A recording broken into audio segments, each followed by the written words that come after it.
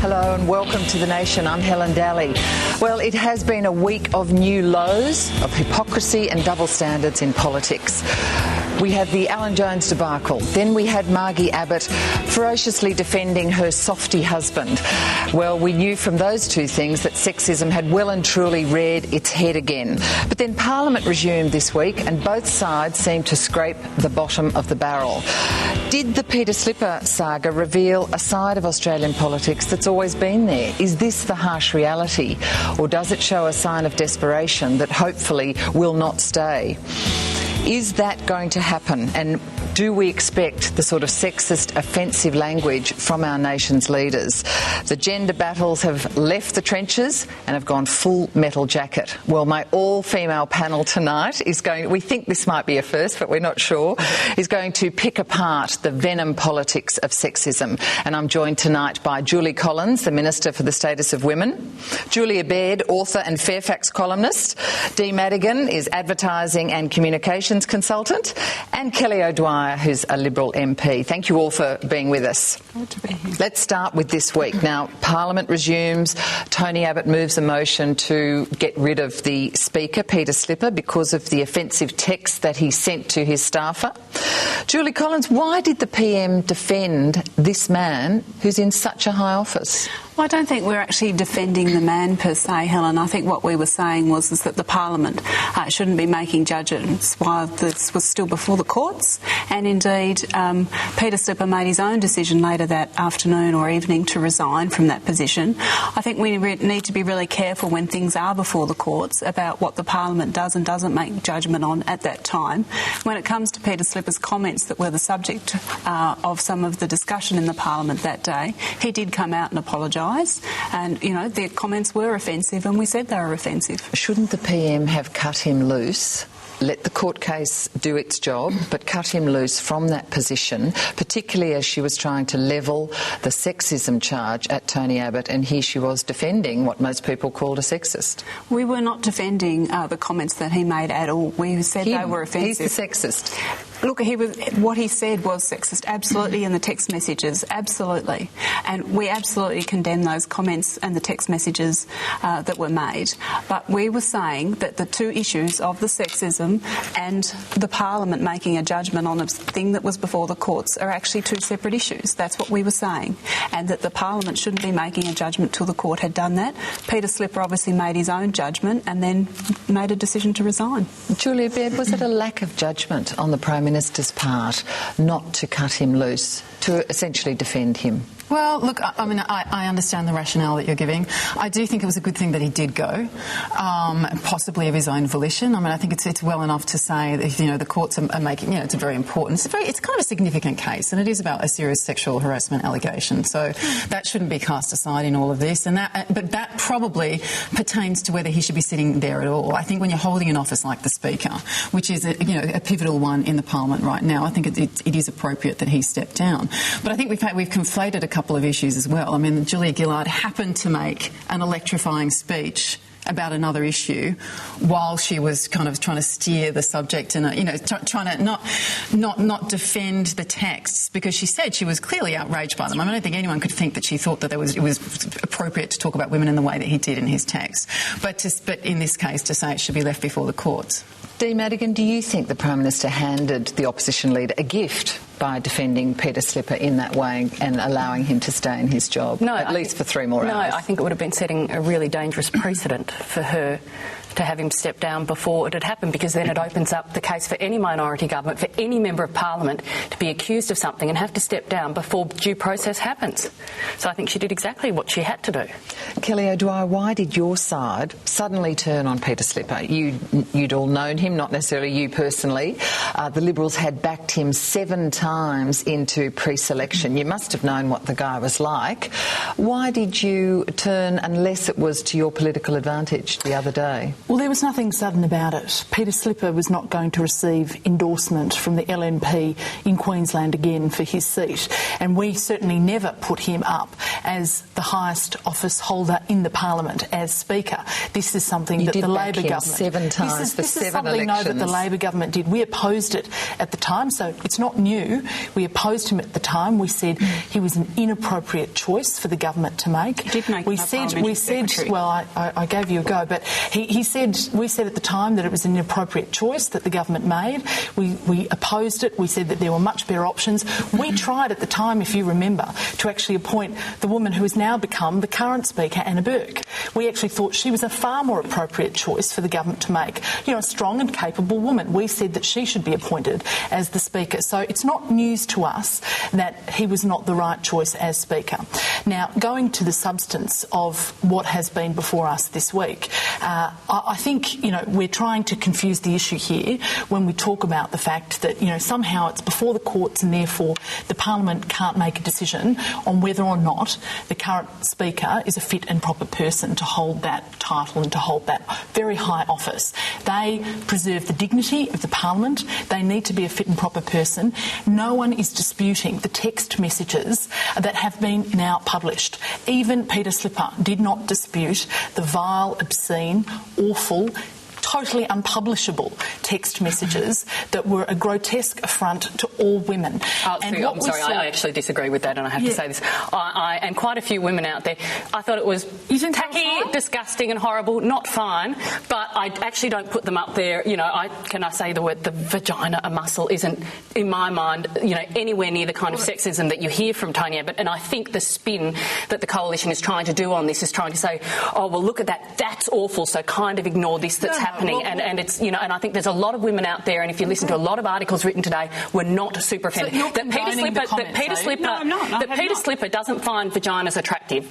So what kind of thing? Well, it is not vile sexism that we've had from Tony Abbott. I think that's one comment amongst many. I think if you actually, and anybody can do this, they can go on, they can look at all of the comments made, and I think you're undermining the very first point that you made just now, which is that even the Prime Minister late in the day said she was offended by these comments. I was offended. So either you're offended, either you're offended or you're not offended. Well, you just agreed now with Dee, so I'm not quite sure whether you're offended or not. I was offended as a woman.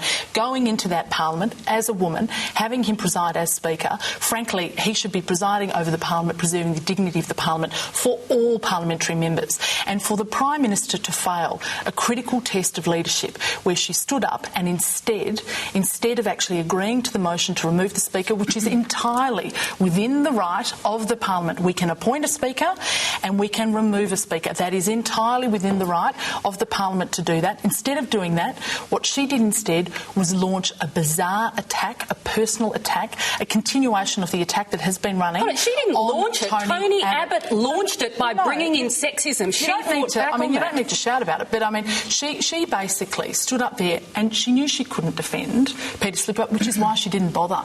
That's why she launched this all-out attack. Kelly O'Donnell, could I suggest to you, though, that Tony Abbott provocatively repeated that phrase, dying of shame, and that's what launched the Prime Minister in her fairly spirited attack, which I believe has been viewed on YouTube 500,000 times. Well, look, so are we missing the point that, in fact, her speech was viewed right around the world as a very significant speech, and the point she was making in that? Well, the Prime Minister can find whatever fig leaf she'd like to in order to try and justify the speech that she made.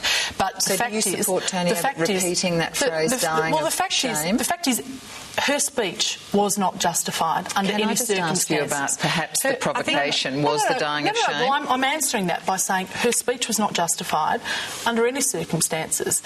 She was meant to be responding to a motion about sexism, and she says she's concerned about sexism and misogyny, she's concerned about women, and yet she put her leadership to the test. She defended Peter Slipper. She was not defending Peter Slipper. Well, she was defending due process. Every single person on the Labor side of politics voted for him to remain. They said he was a fit and proper person to remain a Speaker. And the reason that the Speaker was no longer Speaker was not because Julia Gillard did the right thing, did the honourable thing, did the thing that most women would expect of her. Instead, the reason he left was because we saw two independents go to Peter Slipper and say, you know what, you've lost our confidence. And that was you have to go. And that you was have the to right go. way for it to They happen. had the judgment that Julia Gillard did not have. All right. They said it was Julie not Collins, appropriate. was it a lack of judgment by the Prime Minister, and did she give a gift to the opposition by sticking by him? As I said, we were not defending Peter Slipper as a person or the comments that he made. That's what the general community sees from that. What they we were see doing- that you voted for him to stay in that job, and that's a pretty prestigious job. Absolutely, it is a prestigious job, and absolutely the Parliament standards need to be upheld, and the Speaker's role in that is critical. Absolutely, and I'm not saying that that's not the case. But what I'm saying is there are two issues, and they were separate issues. One was whether the Parliament could make a judgment when an issue was before the court, and whether or not the comments and the text message were sexist. And we said that they were, and we condoned those comments. Absolutely. And in terms of the Prime Minister's speech, I think the Prime Minister actually defended and stood up to some of the comments. I think it is quite right that women in the Parliament, in business, in politics, in journalism, wherever they might be, should stand up to comments that are of a sexist nature or are gender-based. All right, I don't think we can stand by and keep letting that happen. Just before we get on to the speech, Julia Baird, did you have a view about this not being able to separate the issue for the community? They would have seen, there was a vote for Peter Slipper and he got to stay where he was. Why didn't the Prime Minister go to him before the vote, I'll put it to both of you, and say, mate, you've got to go? I don't know what happened in the machinations. Should she have done that, Julia, in your view? I think that should she have done that? Probably. And maybe there was that discussion. I mean, Julie he ended Collins, up going, and it was the independents that had the role in it as well. But yeah, I do think that's separate to the speech, which I'd like to talk about. Yeah. I think I don't know what discussions happened prior to that, but what I do know is that Peter Slipper made a decision to resign. I think that was the right decision for him to make, and I think that we've moved on from that. We've elected a new Speaker, and the parliamentary standards do need to be upheld. And I agree with Kelly that Anna Burke is an excellent Speaker, and she will be an excellent Speaker. And the speech, as I said, I think the Prime Minister made what was a very powerful speech. I think it was very heartfelt, and I think that people could tell that it was very, very genuine. Well, I think she was responding to the fact that people were confusing the two issues, and that she was being accused of... deliberately confused these issues, She was being accused of defending Peter Slipper's comments and of defending sexism, and she was saying she was not. I stand up against it. I stand up against it, whether it comes from Peter Slipper or whether it comes from Tony Abbott. Julie Collins, keep on that theme, because I asked Kelly before about was it a provocation, Tony Abbott using the phrase, repeating the famous sort of Alan Jones phrase of dying of shame. Do you think that set the Prime Minister off? Well, I think it was a distasteful comment, and I think that it was an inappropriate comment given what had occurred prior to that, absolutely, because there's no doubt that anybody would have been hurt by the comments that Alan Jones made, and I know that he's come out and apologised, but to actually repeat comments of a similar vein, I think, was they distasteful. weren't the same comments. I mean, they weren't the same It was the same phrasing. It was the same phrasing. The wording and then he denied it. He denied remembering the phrase. Yeah. And there's no way he forgot that phrase. I struggle actually with the thought that he could deliberately do that, to be honest with you. Well, I do, because I think if that was deliberate, that is so mean. For a woman so you think he did just grab that phrase out of the air? 3 times? Call me naive. But I would he did say he's used it many times. Would be so... That is a really foul thing to do for a woman whose husband has died, who's been under... father has died, who's been under absolutely enormous pressure. He didn't say... No, he just used the phrase died of shame. Father died of shame. He never just immediately... And the Labor Party have tried somehow to invent this situation. But Kelly, don't you think that a lot of people in the community would hear that phrase and think, that means it's a sign he's siding with Alan Jones, that was a very he's shocking repeating... thing to hear. A lot of people were talking about it. You want to talk about apologies. Tony Abbott, when he found out about the statement that had been made, he issued a statement immediately condemning the remarks. Alan Jones, he said that was straight away. So, I mean, if you... It was not straight away. It was not straight away. It was 2 days later, and it was very, very subtle. It was commenting. And then he came out about 5 days... He wasn't there. He said something like it was out of line, or he had a very soft comment on it, and it wasn't until the public outcry went up that he came out 4 or 5 days later and condemned it properly. Outrage. It is not confected outrage. That's the phrase that's being... It's not confected outrage. It's confected because I genuinely think that there is an orchestrated campaign that is being run to use gender as a shield for the Prime Minister to try and... This is Tony Abbott's outrageous. Let me ask this question of you. Let me ask this question. If it's contrived, if it's confected, if it's artificial, if it's pure political spin, tell me exactly which words the Prime Minister uttered in that speech that she did not mean. Well, no. That is the question. If this is not genuine, if she did not mean what she said... No. She did list dates and places when Tony Abbott said those things. And that's a really crucial issue because she meant it. Just a minute. Sorry, Kelly. Julia, finish your point. No, but I think that is my reaction. Yes, there is a strategy amongst the ALP to paint Tony Abbott as someone who has a woman problem. Double standard? But that is different. I think both parties have problems with women. All right, really sorry, do. it's different to what? But that